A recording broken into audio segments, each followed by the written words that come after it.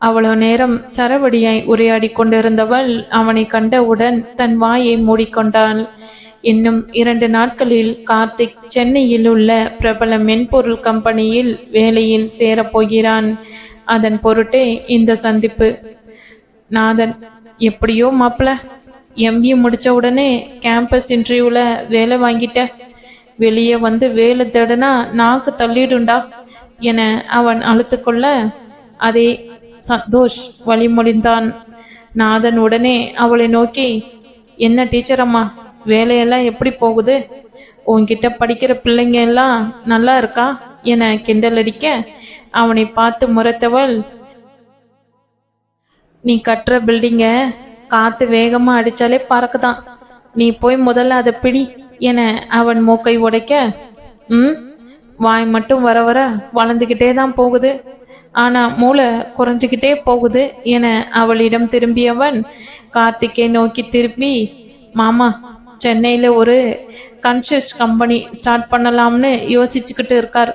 நீ சென்னை போய் 2 மாசத்துல நானும் உன் பின்னாடியே வந்தாலும் வருவேன்னு நினைக்கிறேன் என சொல்ல, சந்தோஷ், எங்க அக்கா கூட சென்னையில இருக்கிற அவங்க டிபார்ட்மெண்ட் ஸ்டோர் பார்த்துக்க ஆள் இல்லைன்னு என்னை வர சொல்லிக்கிட்டு இருக்கா என முடிக்க, தீபன், நான் கூட அசிஸ்டன்ட் சான்ஸ் கேட்டுக்கிட்டு இருந்த டைரக்டர் என்னை நெக்ஸ்ட் மந்த் சென்னை வர சொல்லியிருக்கார் என முடிக்க, ஆல்ரெடி நம்ம நந்து சென்னையில் இருக்க 7 ஸ்டார் ஹோட்டலில் ஒர்க் பண்ணிக்கிட்டு இருக்கான்.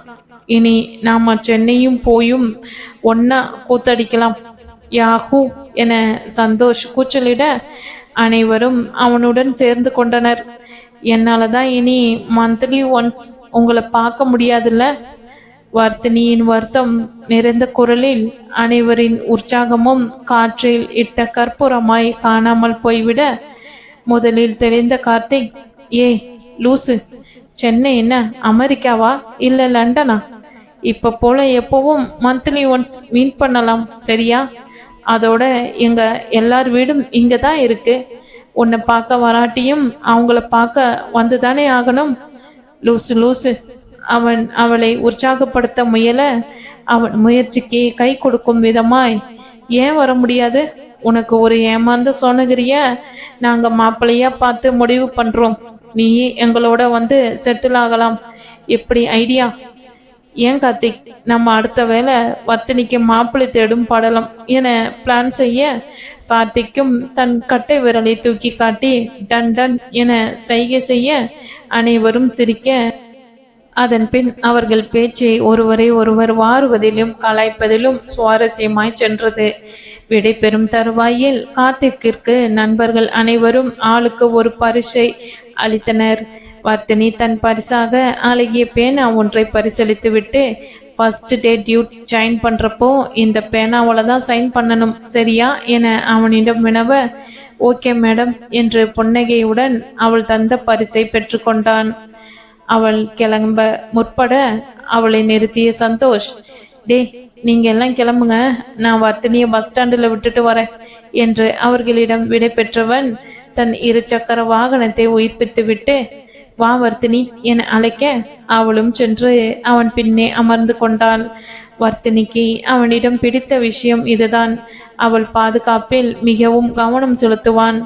அவர்கள் சேர்ந்து பயணம் செய்த வழிநெடியிலும் அவன் வர்த்தினியிடம் அவள் கவலைப்பட வேண்டாம் என்றும் அவளுக்கு தகுந்த வரன் அல்லது வேலையை சென்னையில் தேட முயல்வதாக அவன் வாக்களிக்க, அவனை நோக்கி ஒரு சோக புன்னகையை பரிசளித்த வர்த்தினி, நடக்கிற கதையை பேசு சந்தோஷ். என் அம்மா வேலை பார்க்க என்னை தனியாக சென்னை அனுப்புமா, இல்லை எங்கள் வசதிக்கு சென்னையில் மாப்பிள்ளை தான் பார்க்க முடியுமா என சொல்லிவிட்டு அமைதியாகிவிட சந்தோஷும் அமைதியாகிவிட்டான். அவள் செல்ல வேண்டிய பேருந்து வந்ததும் அவள் ஏறியவுடன் ஜன்னல் அருகே நின்று கையசைத்துவிட்டு, பார்க்கலாம் வர்த்தினி, ஏதாவது மேஜிக் நடந்து நீயும் எங்களோடையே சென்னை வந்தாலும் வரலாம். அவன் புன்னகைத்து விட்டு செல்ல வர்த்தினியின் அவன் கூறிய வார்த்தைகளே எதிரொலித்து கொண்டிருந்தது. அதை சொல்லிவிட்டு போனவன் அறியவில்லை. அப்படி ஒரு வாய்ப்பு தன் தோழிக்கு கிட்டும் பொழுது அதை முதல் ஆளாக நின்று எதிர்க்கப் போவது தான் என்று. ஹரிஷின் செல்போன் விடாமல் அலறிக்கொண்டே இருந்தது. ஹரிஷ் படுக்கையில் புரண்டு படுத்தான். தூக்க கலக்கத்துடன் அவன் தன் செல்போனில் அழைப்பது யார் என பார்க்க அடிமை 2 என அவன் செல்போன் அறிவிக்க ஹரிஷின் இதழ்களில் குறுநகை தோன்றியது.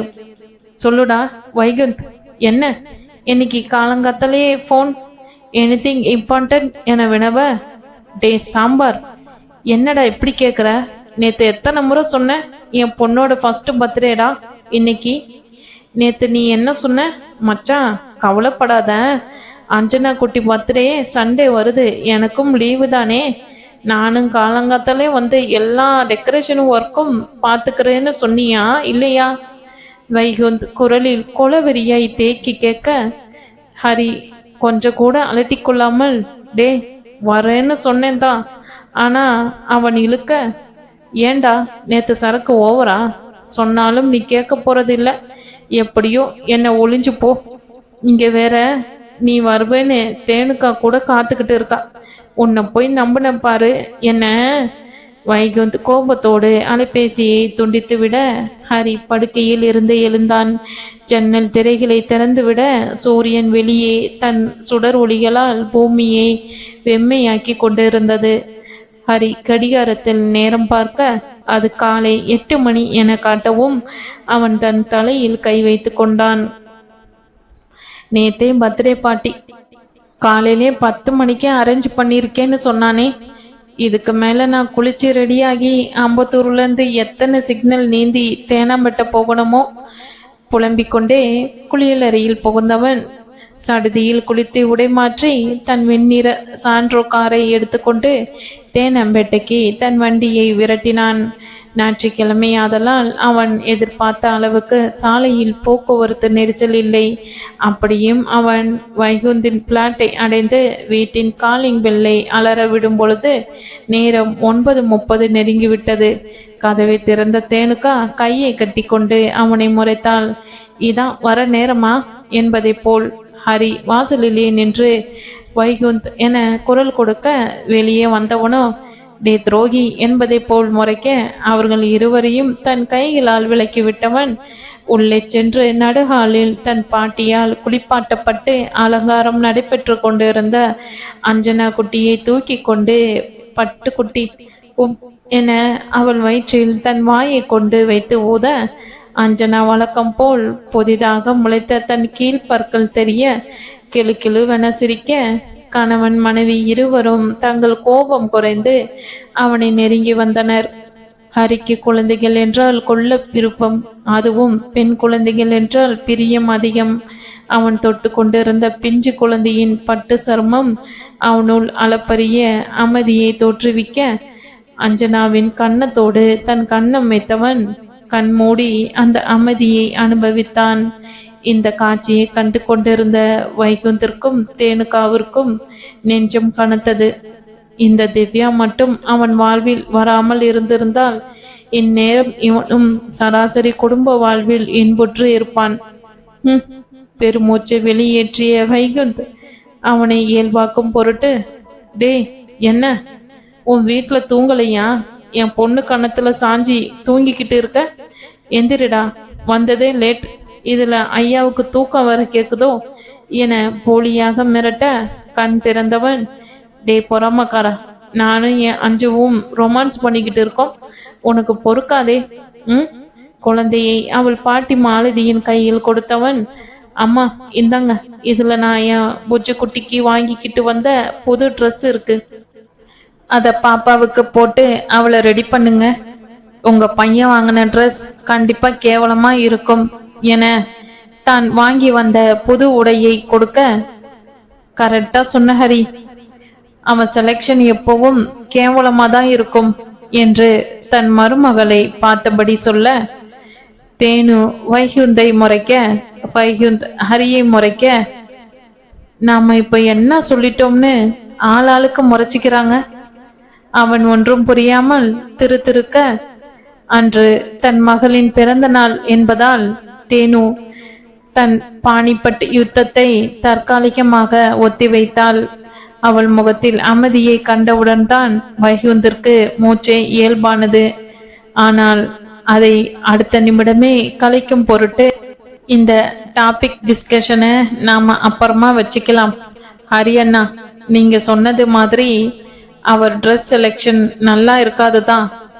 ஏன்னா அவர் அப்படியே அவங்க அம்மா மாதிரி எதையும் சரியா செலக்ட் பண்ண தெரியாது என்று தன் பக்கம் பாய்ந்த அம்புகளை தன் மாமியாரை நோக்கி திருப்பி அனுப்பிவிட்டு, சரி சரி, எல்லா வேலையும் பாருங்க, இன்னும் 1 ஹவர்ல கெஸ்ட் எல்லாம் வந்துடுவாங்க என்று அனைவருக்கும் ஆணை பிறப்பித்தவள், நான் போய் ஹோட்டலுக்கு ஃபோன் பண்ணி ஃபுட் எப்ப டெலிவரி பண்ணுவாங்கன்னு கேக்குறேன் என ஹாலை கடந்து தன் அறைக்கு சென்று விட, வைகுந்தின் அம்மா மாலினியும், எல்லாம் இவன் கொடுக்கிற இடம், நைட்டு பேசிக்கிறேன் அவளை என புலம்பி விட்டு குழந்தையை உணவூட்ட சமையலறைக்கு தூக்கி செல்ல, ஹரி, என்னடா இது, உன்னை கிண்டல் பண்ணா நான் சொன்ன சின்ன ஜோக்க வச்சு 2 பேரும் வீடு கட்டி விளையாண்டுட்டு போறாங்க என வைகுந்தை நோக்கி கேள்வி கேட்க, டே, இன்னைக்கு நைட் இந்தியா பாகிஸ்தான் மேட்சுக்கு என்ன அம்பையர் ஆக்கிட்ட உன்ன. அது என்னமோடா, 2 பேரும் தான் சண்டை போடுவாங்க, ஆனா எனக்கு தாண்டா நிறைய அடி விழுது, அது ஏண்டா என தன் நண்பனை பார்த்து அப்பாவியாய் கேள்வி எழுப்ப, ஹரி தன் வயிற்றை பிடித்து கொண்டு சிரித்தான். டே, சத்தமா சிரிக்காதடா, அதுக்கும் ஏதாவது காரணம் சொல்லி 2 பேரும் மறுபடியும் எதையாவது ஆரம்பிச்சிட போறாங்க என பொதுவாக கூற, வாய்க்குள் சிரிப்பை விழுங்கிய ஹரி, ஆனாலும் நம் இந்திய ஆண்கள் பாவண்டா, மத்தளத்துக்கு 2 பக்கமும் இடி என சொல்ல, டே, எனக்காவது 2 பக்கம், உன்னை 4 பக்கம் இடிக்க ஒருத்தி வராமையா போக போறா? நான் பதிவிரதன், என் சாபம் கண்டிப்பா பலிக்கும் என அவனை அர்ச்சிக்க, அதற்கும் சிரித்த ஹரி, அது நடக்கும்போது பார்க்கலாம், இப்போ நாம வீட்டை டெக்கரேஷன் பண்ணலாம், இல்லனா உன் தர்ம பத்தினி உள்ளே இருந்து வந்து நம்ம 2 பேரையும் வாங்குன்னு வாங்கிடுவா என வகி பயமுறுத்த, நண்பர்கள் இருவரும் தங்கள் வாய்ப்பேச்சை கைவிட்டு செயலில் இறங்கினர். கலர் கலர் பலூன்களை ஒன்றாக கோர்த்து வீட்டின் எல்லா இடங்களிலும் கட்டினர். வர்ண தாள்களை வீடு முழுவதும் தொங்கவிட்டு ஹாலில் நடுநாயகத்தில் ஒரு பெரிய மேசையை தள்ளி வைத்து அதன் பின்புறம் பிறந்த நாள் வாழ்த்துக்கள் அஞ்சனா என அவளில் பெரிதாக்கப்பட்ட வண்ண புகைப்படத்தில் அலங்கார எழுத்துக்களை கொண்டு வடிவமைத்தனர். அவர்கள் செய்த ஏற்பாடுகளை வெளியே வந்து கவனித்த தேனுகா இருவரையும் பாராட்டிவிட்டு இருவரும் அருந்துவதற்காய் பழச்சாறு கொண்டு வந்து கொடுக்க, அதை இருவரும் பருகிவிட்டு சற்று நேரம் அமர்ந்திருக்க, அடுத்த அரை மணி நேரத்தில் வீட்டில் விருந்தினர் கூட்டம் மொய்க்க தொடங்கியது. ஒரு வழியாய் கேக்கை வெட்டி போட்டோ பிடித்தல் முடிந்து விருந்து பரிமாறுதல் நடைபெற்று அஞ்சனாவின் பிறந்த நாள் நல்லபடியாய் முடிய, அதுவரை நிகழ்ச்சியிலும் நண்பனுக்கும் உதவி கொண்டிருந்த ஹரி, சரி வைகுந்த், நான் கிளம்புறேன்டா, தேனு வரம்மா, அம்மா போயிட்டு வரம்மா என அனைவரிடமும் விடைபெற, அஞ்சனா குட்டி கூட தன் வாய் மலர்ந்து சிரித்து தன் மழலையில் வாய் சொல்லி அவனுக்கு விடையளிக்க, அனைவரும் அடிக்கடி வர வேண்டும் என ஆணை பிறப்பித்துவிட்டு அவனை வழி அனுப்பி வைத்தனர். ஏனோ அன்று ஹரிக்கு உடனே வீட்டிற்கு செல்ல வேண்டும் என்று தோன்றவில்லை. தன் காரை கடற்கரையை நோக்கி திருப்பினான். அது மாலை நேரம் என்பதால் வெயில் அவ்வளவாக வாட்டவில்லை. நேரே ஒரு படகின் அருகே சென்று அமர்ந்தான். ஆர்ப்பரிக்கும் கடல் அலைகளை கண்டபடி அமர்ந்தவனின் உள்ளமும் ஆர்ப்பரித்து கொண்டுதான் இருந்தது. எங்கே தன் வாழ்க்கை சரியா தொடங்கியது? யோசித்தபடி அமர்ந்தவனின் முன் அவன் கடந்த கால நினைவுகள் வலம் வர தொடங்கியது. அவன் பெற்றோருக்கும் அவன் தமைக்கைக்கும் அவன் மிகச் செல்லம். பள்ளி நாட்களில் முதல் மாணவனாக திகழ அவனை அனைவருக்கும் பிடிக்கும். அவன் கல்லூரி நாட்களும் நாமக்கல்லிலேயே கழிய அவன் படிக்கும் போதே அவனுக்கு பன்னாட்டு நிறுவனம் ஒன்றில் பணி நியமன ஆணை கிடைத்தது. தங்கதுரை அவனை தலையில் வைத்து கொண்டாடினார். அவர் நாமக்கல்லில் ஜவுளி மொத்த ஏற்றுமதி வியாபாரத்தில் இருந்தார். அவர்களுடையது வளமான குடும்பம்தான். தன் மகன் கல்வியில் சாதித்து விட்ட உடனே பெருமிதத்தில் அவனுக்கு விலை உயர்ந்த காரை வாங்கி தன் பரிசை அளித்தார். அவனுக்கு கெட்ட நேரம் அவன் கல்லூரியில் ஃபேர்வெல் டே அன்று ஆரம்பித்தது. அன்று கல்லூரி நண்பர்கள் அனைவரும் தங்கள் கல்லூரியை விட்டு நீங்கும் சோகத்தை கொண்டாட பான வகைகளை வாங்கி அருந்த ஹரியின் நண்பர்களும் அவனை குடிக்கும்படி வற்புறுத்தினர். ஹரி முதலில் மறுத்துவிட்டான்.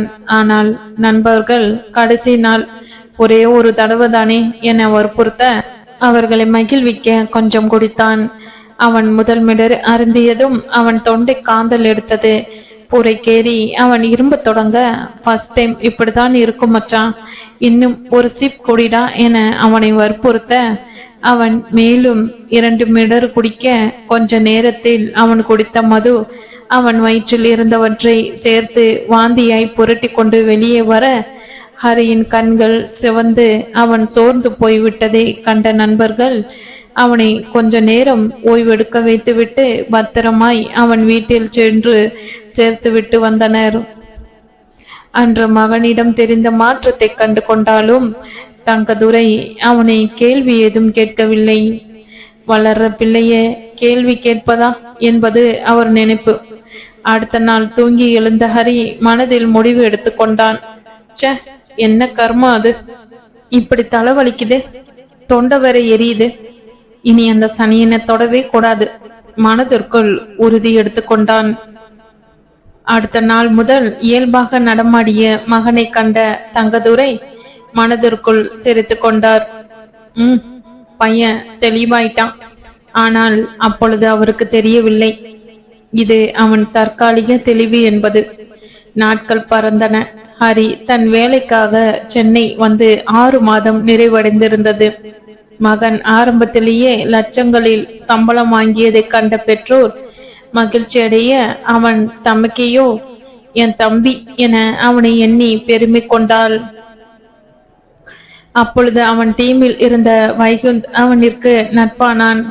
இவர்கள் இணைந்த செய்த ப்ராஜெக்ட் பெரும் வெற்றியடைய கம்பெனி இவர்களுக்கு பார்ட்டி கொடுத்தது. அங்குதான் ஹரியை மீண்டும் சனி பிடித்தது. மகாபலிபுரம் பீச் ரெஸ்டாரண்டில் பார்ட்டி நடைபெற்றது.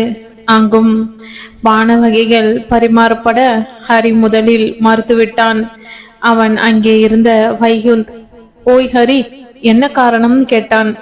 எனக்கு பிடிக்காது என அவன் அமைதியாய் பதில் தர அங்கு கூடியிருந்த அனைவரும் சிரிக்க ஹரிக்கு அவமானமாய் போயிற்று.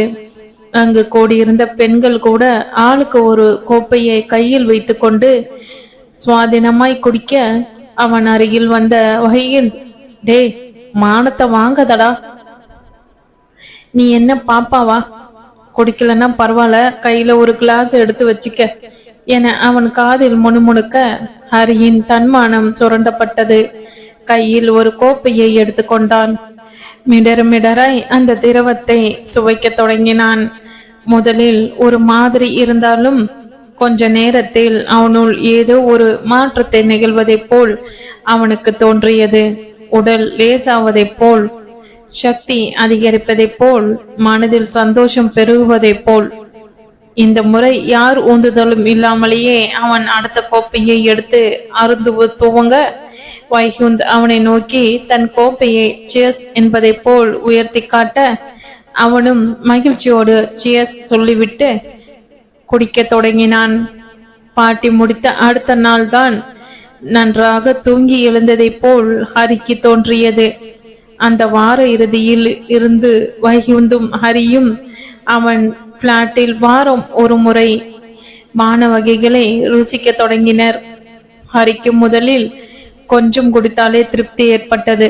நாளாக அவனின் கொடிக்கு அளவு கூடிக்கொண்டே போனது. சாதாரணமாக ஒரு திருப்தியுற்றவன் ஒரு ஃபுல் அடித்தாலும் தெளிவாக பேச நடக்க முடியும் என்ற நிலையில் அடைந்தான். இப்படி குடியும் வேலையுமாக இருந்த அவன் வாழ்வில் தென்றலாய் நுழைந்தாள் திவ்யா. அவனுடைய நிறுவனத்தில் அவனுடைய தலைமையில் கீழ் அவள் வேலை செய்ய நேர இருவருக்கும் இடையில் ஹார்மோன்கள் தன் வேலையை செய்ய சந்தித்த ஒரே வாரத்தில் இருவரும் காதலில் வீழ்ந்தனர். திவ்யா அதிர்ந்து கூட பேச மாட்டாள். அவள் குடும்பம் கட்டுக்கோப்பானது. வழக்கமான காதலர்களைப் போல் இருவரும் சேர்ந்து சுற்றினார்கள். போனில் விடிய விடிய பேசிக்கொண்டார்கள். முத்தங்கள் பரிமாறிக்கொண்டார்கள். ஞாயிற்றுக்கிழமைகளில் திவ்யாவுடன் சேர்ந்து சுற்றுவதால் ஹரியின் குடிப்பழக்கம் சற்றே குறைந்தது. இந்த பழக்கம் வைகுந்த் தேனுக்காவை காதலிக்க நண்பர்கள் இருவரும் சொர்க்கத்தில் சுற்றி கொண்டிருந்தனர். இப்படியே ஒரு 6 மாதம் கழிய திவ்யாவின் பெற்றோரும் அவள் காதல் தெரிய வர உடனடியாய் அவளுக்கு தங்கள் ஜாதியில் ஒரு வரனை பார்த்து பேசி முடிக்க ஹரி கொதித்து எழுந்தான்.